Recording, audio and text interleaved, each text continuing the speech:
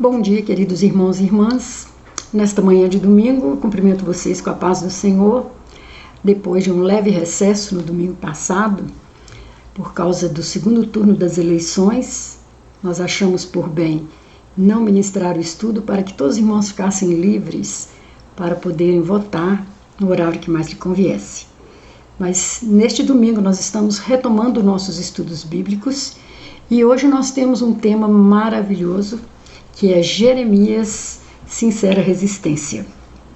Nós vamos estar orando a Deus para que nos dê uma unção, toda especial para ministrarmos aos irmãos e irmãs e também para falarmos com Deus nessa hora para nos abençoar em tudo aquilo que nós estivermos precisando, para que esse estudo tenha guarida nos nossos corações e atenda às necessidades de cada um. Eu te convido a orar neste momento. Pai Celestial, muito obrigado pela semana de paz e de bênçãos que nós tivemos, pelas conquistas, também pelas lições. Nós te agradecemos porque isso faz parte da nossa vida e nós precisamos, ó Deus, nos capacitarmos cada vez mais através das experiências que o Senhor nos permite viver. Nós clamamos ao Senhor uma bênção toda especial para este domingo, especialmente para este momento de estudo bíblico. Que o Senhor nos unja, tanto a mim, Senhor, quanto aqueles que estão ali, Senhor, bebendo desse estudo, querendo aprender mais um pouco da Tua palavra, para que o Senhor fale aos nossos corações. Pedimos uma bênção toda especial por aqueles irmãos e irmãs que estão passando momentos difíceis, momentos de enfermidade. Louvamos ao Senhor pelos aniversariantes, por mais um ano de vida concedido a cada um, e entregamos a Ti, neste momento, as nossas vidas, para que o Senhor faça de nós instrumentos da Tua vontade. Muito obrigado, nós já te bendizemos por tudo, em nome de Jesus. Amém. Nosso estudo de hoje se encontra baseado num trecho do livro do profeta Jeremias, o capítulo 18, de 1 a 18. E eu te convido, neste momento, a ler comigo essas palavras para que nós possamos discorrer o nosso tema. E nós vamos também lançar mão de outros trechos durante o nosso estudo e nós vamos conversando sobre isso. Que Deus nos abençoe. Então vamos passar a leitura do texto. Eu te convido a me acompanhar na leitura de Jeremias 18, de 1 a 18. É um dos trechos do livro do profeta Jeremias extremamente conhecido, mas que fala muito aos nossos corações. Vamos lá? Esta é a palavra que veio a Jeremias da parte do Senhor. Vá à casa do oleiro e ali você ouvirá a minha mensagem. Então fui à casa do oleiro e o vi trabalhando com a roda, mas o vaso de barro que ele estava formando estragou-se em suas mãos. E ele o refez, moldando outro vaso de acordo com a sua vontade. Então o Senhor dirigiu-me a palavra. Ó comunidade de Israel, será que não posso eu agir com vocês como fez o oleiro? Pergunta o Senhor. Como barro nas mãos do oleiro, assim são vocês nas minhas mãos, ó comunidade de Israel. Se em algum momento eu decretar que uma nação ou um reino seja arrancado, despedaçado e arruinado, e se essa nação que eu adverti converter-se da sua perversidade, então eu me arrependerei e não trarei sobre ela a desgraça que eu tinha planejado. E se noutra ocasião eu decretar que uma nação ou um reino seja edificado e plantado, e se ele fizer o que eu reprovo e não me obedecer, então me arrependerei do bem que eu pretendia fazer em favor dele. Agora, portanto, diga ao povo de Judá e aos habitantes de Jerusalém: assim diz o Senhor, estou preparando uma desgraça e fazendo um plano contra vocês. Por isso, converta-se cada um de seu mau procedimento e corrija sua conduta e as suas ações. Mas eles responderão: não adianta, continuaremos com os nossos próprios planos, cada um de nós seguirá a rebeldia do seu coração mau. Portanto, assim diz o Senhor, perguntem entre as nações se alguém já ouviu uma coisa dessas, Coisa tremendamente horrível fez a Virgem Israel. Poderá desaparecer a neve do Líbano de suas encostas rochosas? Poderá parar de fluir suas águas frias, vindas de lugares distantes? Contudo, o meu povo esqueceu-se de mim. Queimam incenso a ídolos inúteis, que os fazem tropeçar em seus caminhos e nas antigas veredas, para que andem em desvios, em estradas não aterradas. A terra deles ficará deserta e será tema de permanente zombaria. Todos os que por ela passarem ficarão chocados e balançarão a cabeça. Como o vento leste, eu os dispersarei diante dos inimigos. Eu lhes mostrarei as costas e não o rosto, no dia da sua derrota. Então disseram: venham, façamos planos contra Jeremias, pois não cessará o ensino da lei pelo sacerdote, nem o conselho do sábio, nem a mensagem do profeta. Venham, façamos acusações contra ele e não ouçamos nada do que ele disser. Essa, então, é a leitura da palavra para nós nesta manhã. E nós vamos contextualizar, né? Esse texto está escrito há muitos séculos atrás. Foi escrito numa circunstância muito específica. E para isso, para nós entendermos o que Deus tem para falar conosco hoje, através da vida do profeta Jeremias, nós vamos primeiro nos perguntar: quem era esse Jeremias? O profeta Jeremias era filho de Ilquias, um dos sacerdotes da cidade de Anatote, no território da tribo de Benjamim, e atuou como profeta de Deus no reino de Judá por volta de 627 a 582 a.C. Então nós temos aí um distanciamento desse profeta, da vida desse profeta, de no mínimo 2.500 anos, 2.600 anos. Como o profeta previu, testemunhou e presenciou o cerco babilônico e possivelmente a destruição de Jerusalém em 587 a.C. Em sua pregação, esse profeta frequentemente usava símbolos como um galho de amendoeira, como está lá em Jeremias 1, uma jarra de vinho, como lá em Jeremias 13, um oleiro trabalhando, como nós lemos agora no início, no capítulo 18. Todo o seu ministério profético era um sermão, comunicando através da palavra e atos a ira de Deus para com o povo rebelde. Olha só que difícil missão tem esse profeta na sua época, né? De apontar ao povo seus erros, seus pecados. E muitas vezes esse profeta terá que se posicionar contra poderosos, contra os governantes de Judá, né? E vai pagar um alto preço. Por isso nós vamos ver durante todo o nosso estudo.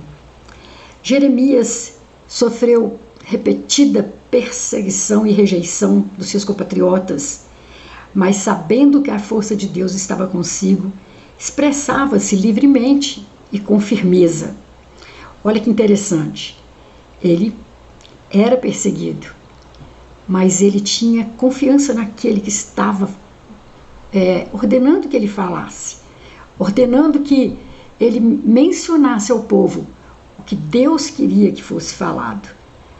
Essa força, essa confiança nesse Deus, a fidelidade a esse Deus que vai fazer desse profeta um dos mais sofridos, mas também um dos mais influentes na sua época. Reis o encarceraram, flagelaram, ameaçaram-no de morte constantemente e queimaram seus escritos. Que bênção, né? Que a gente ainda tem esses que subsistiram, né, a toda essa perseguição e chegaram até os nossos dias. Mas Deus fortaleceu este profeta e o impulsionou a seguir pregando até os seus últimos dias. Até onde se sabe, Jeremias morreu no Egito, para onde fora levado à força. Ele é lembrado e honrado por chamar sem temor o povo de Deus ao arrependimento. Seu nome significa Javé estabelece ou o Senhor o exalta. Olha que nome cheio de significado, né? Queridos, é uma honra É muito privilégio nosso termos em mãos os escritos do profeta Jeremias. Podermos ler, podermos meditar, podermos aprender com a sua vida. Podemos ver Deus agindo através daquele homem. E podemos tirar disso uma lição para as nossas vidas hoje. E essa é a nossa intenção, né, com o estudo da palavra nesta manhã. No capítulo 1 do livro de Jeremias, nós vamos conhecer o seu chamado como profeta. E ele ouve a voz do Senhor, convidando para o ministério, convocando para o ministério, e dizendo a ele que ainda no ventre ele tinha sido escolhido para ser um profeta. E quando o Senhor lhe diz que vai enviar a falar com poderosos e com nações, Jeremias se sente incapaz. Ele diz: eu não sei nem falar, eu não passo de uma criança. E de fato Jeremias era muito jovem, talvez por volta dos 20 anos quando isso acontece, mas Deus não dá razão a ele não. Deus diz a ele que a todos quantos eu te enviar irás, e tudo quanto eu te mandar falarás. Se fosse nos nossos dias, né, provavelmente o Senhor tivesse dito a ele: para, você vai fazer exatamente o que eu estou dizendo. A quem eu te enviar, você vai ter que ir, e a quem eu te mandar falar, você vai falar. Mas também encorajou o profeta, né? No versículo 7 ele diz assim: pelejarão contra ti, mas não prevalecerão, porque eu sou contigo, diz o Senhor, para te livrar. Quer dizer, Deus está enviando o profeta, Deus está dando a ele uma missão realmente difícil, mas está dando respaldo, está dando amparo, está dando capacidade para fazer e exercer o seu chamado. Muito do que sabemos sobre o profeta Jeremias está registrado no próprio livro, que leva o seu nome, que traz mais informações sobre o profeta do que qualquer outro do seu gênero. A vida de Jeremias não foi nada fácil, irmãos. A gente que lê, que conhece a história, né, vê as dificuldades que aquele profeta passou. Deus não lhe permitiu formar família, nem participar de funerais ou festas, o que gerou isolamento e solidão. Ele levava uma vida muito restrita, muito contida, desde a sua juventude, por causa desse chamado de Deus. Além disso, a sua mensagem não ia de acordo com o interesse das pessoas poderosas da época ou com a forma de pensar do povo. Que coisa difícil, né? É a gente remar contra a maré. Que coisa difícil é você ir ao contrário do que todo mundo está indo. Achava-se na época que bastava a presença de Deus no meio deles para que fossem livres de todos os inimigos, sem que precisasse ter alguma atitude na direção do Senhor. Eles se consideravam, né, e eram de fato o povo escolhido, mas faziam disso uma bandeira e achavam que isso estava bom, bastava. Certamente esse não era o pensamento de Deus, que levanta o profeta justamente para mostrar isso. Por causa da sua mensagem, Jeremias foi considerado traidor da pátria, sendo preso e maltratado. O castigo imposto por Pazur não foi único, nós vemos esse relato, né, nos versículos dos primeiros capítulos. Toda essa resistência, naturalmente, trouxe ao profeta um certo desgosto pela vida. É muito compreensível, né, irmãos? O lado humano do profeta. Ele sentiu desgostoso. Depois do episódio com Pazur e diante da resistência que encontrava, o profeta registrou o seu lamento e dor, mostrando-se desiludido com o próprio chamado e com a vida. Nós vamos ver isso nos capítulos 20, de 7 a 20, né, quando ele é jogado num poço, quando ele é maltratado, afligido. As suas palavras dão a entender que ele se sentiu obrigado a fazer algo que naquele momento só trazia dor. Ele queixou-se de ser humilhado, ridicularizado, porque obedeceu ao chamado profético. Chegou ao ponto dele amaldiçoar o dia que nasceu e questionou a razão de uma vida de trabalho, vergonha e tristeza.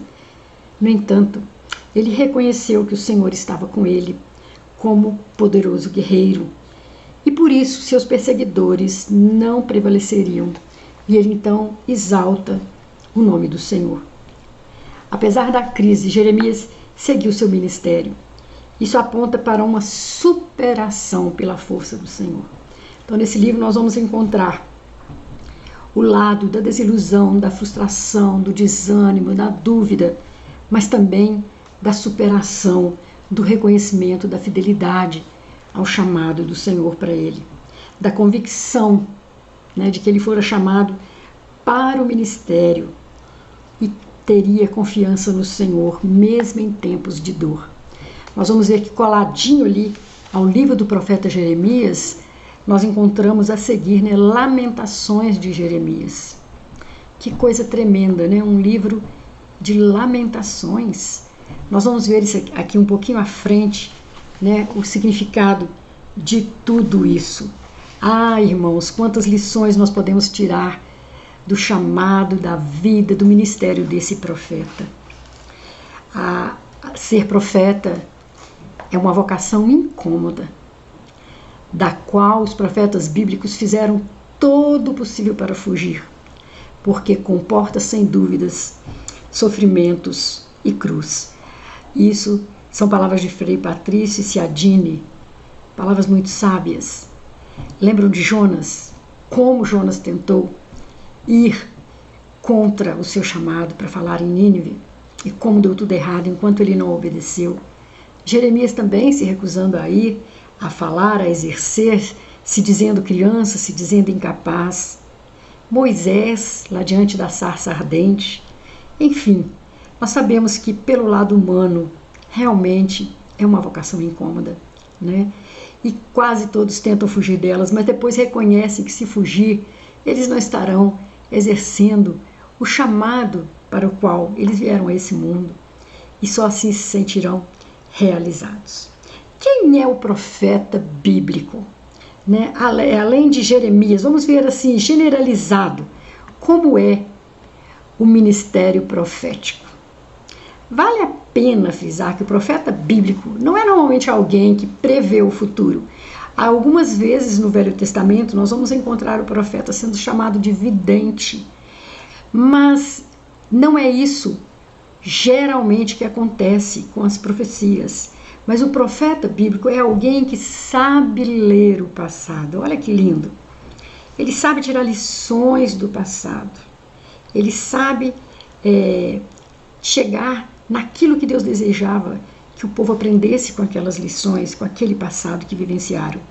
Eles dizem, se não se converterem, vai acontecer com vocês o mesmo que aconteceu com seus pais. Isso é, repetirá a história. Ou dizem ainda, se não respeitarem a Deus, virão os antigos e novos inimigos e eles irão destruir as suas cidades. Então são pessoas que alertam para o perigo da desobediência a Deus, para o perigo que aquela nação estava correndo, se não seguisse as ordens e as orientações de Deus. Em outros momentos, o profeta, ensinado por Deus, anuncia diante de alguma evidência que as coisas do amanhã serão difíceis, especialmente quando o povo se afasta do Deus verdadeiro e se torna idólatra, que é realmente um pecado grosseiro que Deus abomina, e o povo de vez em quando caía nessa tentação de se envolver com ídolos de outros povos, e daí as chamadas e as exortações dos profetas para que eles não se envolvessem com os povos estrangeiros, especialmente em casamentos, nós vamos ver isso por causa da vida idólatra que outros povos tinham. A maioria dos livros proféticos do Velho Testamento dá ênfase principalmente às palavras do Senhor, conforme reveladas pelos profetas, mas não na vida dos profetas em si. O livro de Jeremias é uma exceção. Além de incluir as profecias de Jeremias, o livro contém informações biográficas sobre Jeremias e sobre a angústia emocional e mental que ele enfrentou ao ministrar em meio a tanta oposição. Nós vamos ver, irmãos, que a narração da sua vida, das suas escolhas, daquilo que Deus pediu para que ele fosse na sua vida diária, também está ali registrado no livro do profeta Jeremias. O profeta não tem e não pode ter uma mensagem própria, quer dizer, uma coisa vinda dele, porque a sua missão é repetir fielmente o que Deus lhe manda dizer, mesmo que saiba que não será escutado. Você vai anunciar, quer o povo escute ou não. Anuncie o que eu lhe mandarei dizer. Então, ele tinha um chamado, ele tinha uma mensagem para entregar, e essa mensagem tinha que ser entregada de qualquer forma. Então, isso é um peso, uma responsabilidade e tem um preço muito alto. Nós vamos verificar, através do nosso estudo, que isso tem muita semelhança também com a nossa vida, o nosso chamado. Não é fácil cumprir o chamado profético. Considerando a história de Jeremias, talvez devêssemos até nos envergonhar um pouco, por tão facilmente desfalecermos diante das nossas adversidades. A vocação de profeta é um chamado para que a pessoa se coloque a serviço de Deus. É deixar tudo para trás. É colocar-se à disposição. É um compromisso com Deus. Há só duas possibilidades: ir ou não ir, ser ou não ser, realizar, anunciar ou não fazer. O fato é que somente há um compromisso: o compromisso com a verdade. E a verdade é quem? É Deus. Ser profeta em nossos tempos, queridos, faz parte da vida das pessoas, no falar e agir em conformidade com a vontade de Deus, em todas as profissões, em todos os lugares e em qualquer tempo. Hoje em dia, todos nós temos um ministério sacerdotal, onde estivermos, fazendo o que estamos fazendo, o que fomos chamados para fazer. No entanto, há situações de conflito, momentos de conflito e depressão. Quantas vezes chegamos a situações em que gostaríamos de nos esquivar, de fugir e não fazer, achar uma outra saída? Quantas vezes devemos dizer algo que o outro não quer ouvir? Não é essa a situação experimentada pelo profeta Jeremias no passado? Nessa difícil, mas nobre missão, é preciso reconhecer nossos limites e avaliar a nossa disposição. E aqui então é que nós podemos aprender algumas lições com a vida de Jeremias. A primeira lição é que Deus capacita. Talvez nunca nos sintamos à altura do chamado que o Senhor nos faz. Não é verdade? Quantas vezes, antes de assumirmos um cargo, ou de sermos indicados para uma eleição na igreja, para um determinado ministério, nós pensamos, gente, mas eu não estou à altura. Podemos e devemos expressar as nossas inquietações, mas nossos limites não devem ser o motivo para nos esquivarmos do chamado de Deus. Nós sabemos e até cantamos que Ele não chama as pessoas capacitadas, mas capacita as escolhidas. Quantas vezes nós já ouvimos essa frase, né? Nisso pode residir a nossa esperança, mas nunca a nossa apatia em buscarmos formação espiritual e em outros níveis para desenvolver melhor o chamado da melhor maneira possível. Ah, irmãos, Deus capacita, então eu me acomodo. Não, nós precisamos buscar formação, nós precisamos buscar instrução, unção, para que nós possamos desenvolver o nosso ministério da melhor maneira possível. Então, primeira lição: Deus capacita sim, mas Deus nos impulsiona a buscarmos também vencer os nossos limites, as nossas fraquezas, as nossas dificuldades naquele momento, naquele ministério, né, para o qual estamos sendo vocacionados. A segunda lição que nós aprendemos com Jeremias: o cumprimento do chamado tem um preço. Ah, se tem. E geralmente ele é alto, né? Isso é inegável, mas é inegável também a força que podemos encontrar em Jesus. A declaração do Senhor a Paulo vale para nós. Olha o que Deus disse para Paulo em 2 Coríntios 12, 9. O meu poder se aperfeiçoa na fraqueza. Não é quando você está se sentindo bom, que você está se sentindo sábio, que você está se sentindo ungido, mas é naquele momento que você fala, Deus, eu não dou conta, Deus, eu não estou tendo jeito, Deus, parece que as minhas palavras estão batendo na parede e voltando. Não é na hora que você reconhece a sua fraqueza que Deus aperfeiçoa o seu poder em nós. Sendo assim, com confiança na presença de Jesus, que prometeu estar conosco sempre, conforme ele disse lá em Mateus 28, e dependentes do Espírito Santo, nós acharemos consolo e escape, renovação das forças e inspiração para trabalhar em amor, mesmo quando não temos o reconhecimento das pessoas. Irmãos, e aqui eu vou abrir um parêntese. Como nós temos necessidade de reconhecimento do nosso trabalho. A gente precisa disso como um estímulo, como um impulsionamento para continuarmos a fazer. Quando sabemos que isso está dando resultado, que está fazendo efeito. Mas os profetas do passado, os profetas bíblicos, muitas vezes não tinham qualquer reconhecimento da parte dos seres humanos. Mas nós sempre teremos e poderemos contar com o reconhecimento de Deus, daquilo que estamos fazendo em prol da sua vontade, em prol do seu mandado, em prol daquilo que Ele nos criou para fazer. Então, o cumprimento da chamada tem esse preço muitas vezes amargo, de não sermos sequer reconhecidos pelo trabalho que estamos fazendo. Terceira lição. Não podemos desistir. Ah, meu Deus, quando o cansaço vem, o exercício do ministério dói. Sentimos a perseguição e a afronta. Desistir não é o caminho, nem tampouco negar os nossos sentimentos. Há muita vontade de sentar na curva, como se diz. Há muita vontade de jogar a toalha. Há muita vontade de desistir de tudo.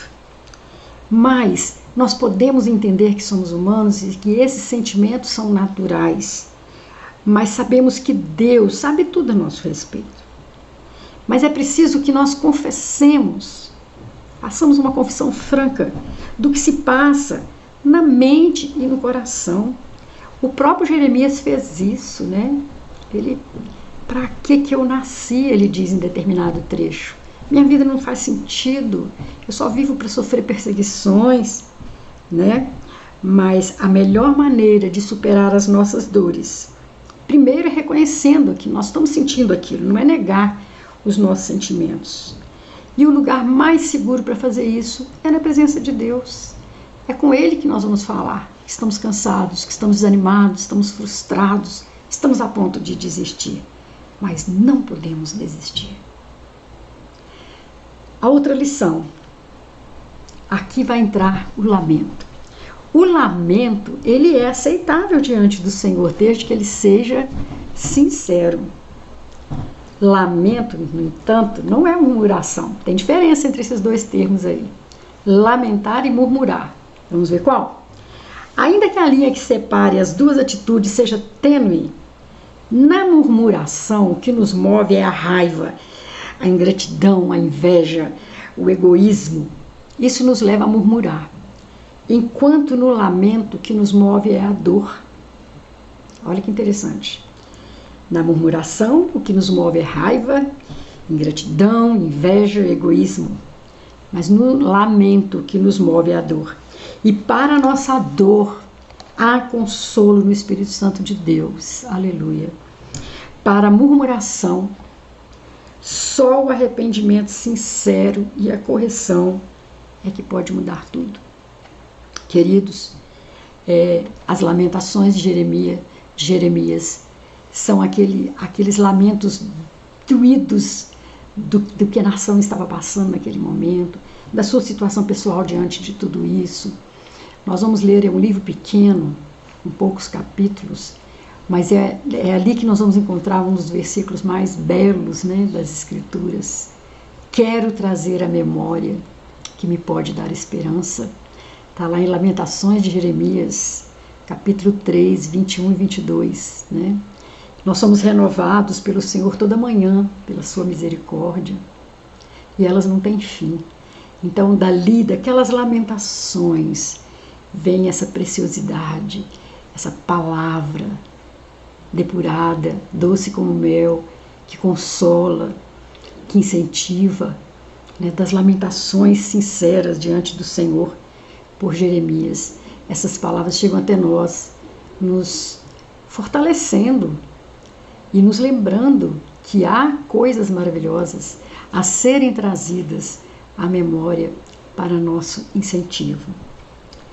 E há também a última lição, né, que a gente consegue hoje expor com esse texto, é que a perseverança é a marca da pessoa que sinceramente crê em Deus. Não desistir é perseverar, não é? Nossa fé nos faz superar as crises e prosseguir na direção da nossa vocação. Temos a grata e poderosa presença de Jesus conosco. E isso é bastante, o necessário para nos ajudar a combater o bom combate, a cumprir a carreira, guardando a fé, como lá é dito em 2 Timóteo 4, 7 a 8. Então, o que tem afrontado o nosso chamado hoje? Como evitar esgotamento, depressão ou mesmo a revolta diante dos desafios da missão? A gente sabe que isso existe. E os dias são duros, são difíceis. E nós estamos aqui hoje revendo a vida desse profeta e aprendendo com ele algumas lições. E nós queremos dizer o seguinte: Jeremias, relembrando, ele nasceu de uma família de sacerdotes e pregou ao reino de Judá por aproximadamente 40 anos. Uma vida, né, irmãos? Pregando contra a idolatria e contra a imoralidade.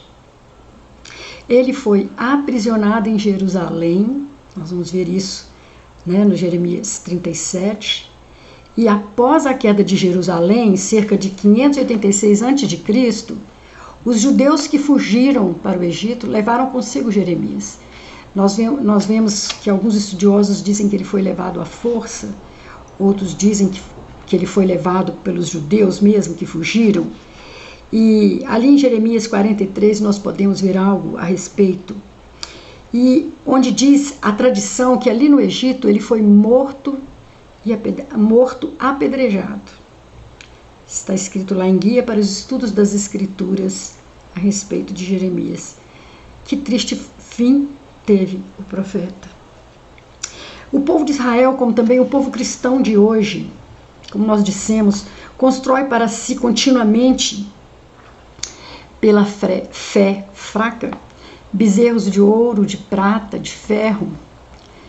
E o profeta é aquele que mostra ao povo onde está errando e se afastando da vontade do Senhor. Ele vai falar contra essas coisas. E nós sabemos que essa idolatria não se concentra ou não se define apenas por um ídolo de gesso, de barro, de ouro, né? Mas às vezes idolatramos pessoas, coisas, carreiras, familiares, ideais que assumem o lugar de Deus na nossa vida. Isso também é abominação ao Senhor. A missão do profeta é difícil porque muitas vezes ele se encontra sozinho no meio de um povo incrédulo. Além disso, nem sempre o profeta tem uma vida impecável. Ele é passível de erros, ele é humano. Às vezes ele mesmo não está isento de culpa, mas ainda assim ele deve anunciar o que Deus lhe diz que deve proclamar.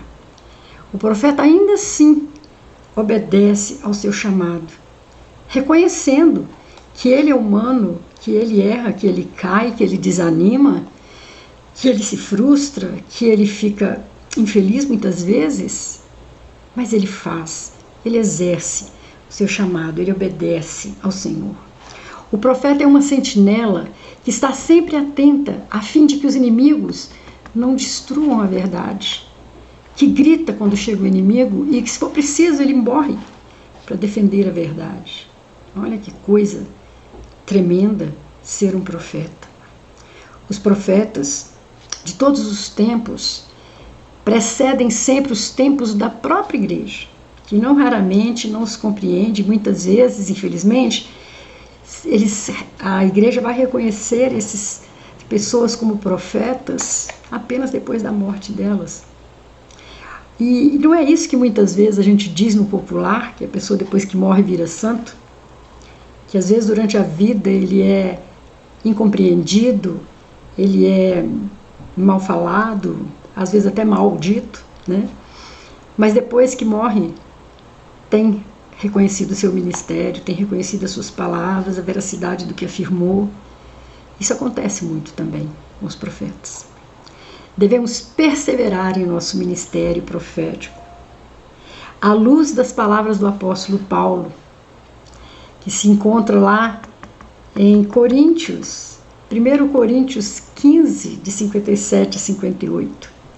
Ele vai dizer o seguinte: mas graças a Deus que nos dá a vitória por nosso Senhor Jesus Cristo. Portanto, meus amados irmãos, sede firmes e constantes, sempre abundantes na obra do Senhor, sabendo que o vosso trabalho não é vão no Senhor. Irmãos, quando a gente tem certeza desse chamado, quando a gente tem certeza da escolha que Deus fez por nós, quando temos certeza que temos um ministério a realizar aqui nesta vida, nós sabemos, cremos e somos afirmados pela palavra que o nosso trabalho não será em vão. Ainda que muitas vezes a gente tenha essa sensação, né? A sensação de que nada está acontecendo como fruto do nosso trabalho, como fruto do exercer o nosso ministério. Mas o apóstolo Paulo nos garante que não, que esse trabalho não é vão no Senhor, esse trabalho tem valor para o Senhor. O Senhor reconhece aquilo que fazemos com sinceridade de coração. E Jeremias foi aquele que resistiu ao seu tempo, resistiu às perseguições com sinceridade de coração. Ele foi fiel, ele perseverou, ele pagou um altíssimo preço, mas ele fez aquilo que Deus queria que ele fizesse. Que nesta manhã nós possamos, meus queridos irmãos e irmãs, nos humilharmos diante do Senhor e pedirmos a Ele graça, força, amparo, discernimento para fazermos aquilo que Ele deseja que façamos. Os dias são difíceis, mas o cristão não desanima. Os dias são difíceis, mas nós precisamos crer que Deus vai dar o discernimento, a direção, a força, a coragem para enfrentarmos. Que Deus nos abençoe nesta manhã. Que você seja rica, poderosamente fortalecido no Senhor. Continue firme. Deus é por nós. Deus estará conosco pelos séculos dos séculos. Não vai nos abandonar. E nós vamos ser vitoriosos em nome de Jesus. Amém e amém.